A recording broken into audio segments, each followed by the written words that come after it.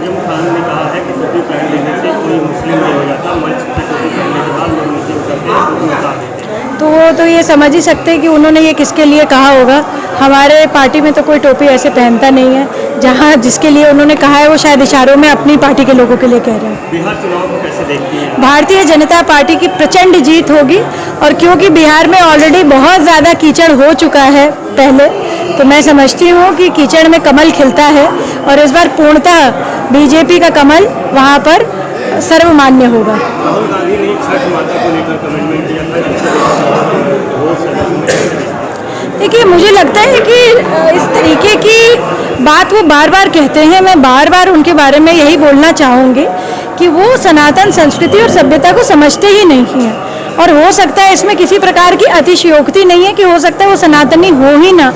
और मुझे लगता है उनको ये सिखाया गया है अपने घर में कि अगर हम हिंदू धर्म के बारे में, सनातन परंपरा के बारे में अपशब्दों का प्रयोग करेंगे, या हम इस तरीके की बात करेंगे कि आप जो है जिससे हिंदुओं को आप टारगेट कर सकें, उनके घर में सिखाया जाता है ये।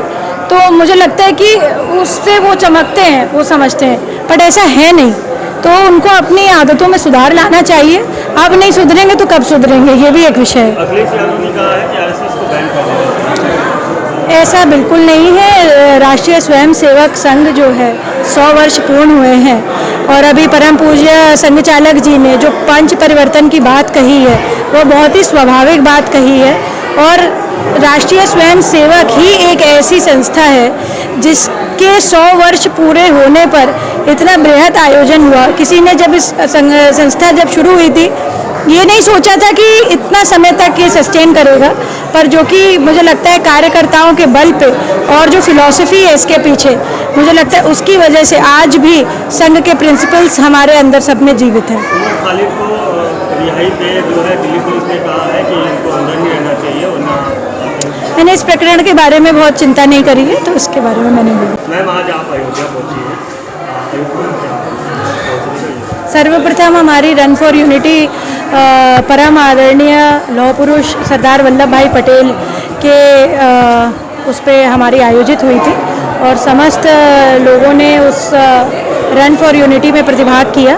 बहुत ही सुंदर और बहुत ही अच्छा कार्यक्रम था। आदरणीय प्रधानमंत्री जी का भी एक बहुत बड़ा विशेष अनुरोध था कि हमारे जेनजी से भी इससे जुड़े, हमारा यूथ जो है इससे जुड़े। तो आज बहुत ही मात्रा में अयोध्या के जो यंगस्टर्स थे वो इसमें पार्टिसिपेट किया उन्होंने, और मुझे सौभाग्य प्राप्त हुआ कि रामनगरी में मैं भी इस रन फॉर यूनिटी के कार्यक्रम का हिस्सा बन सके।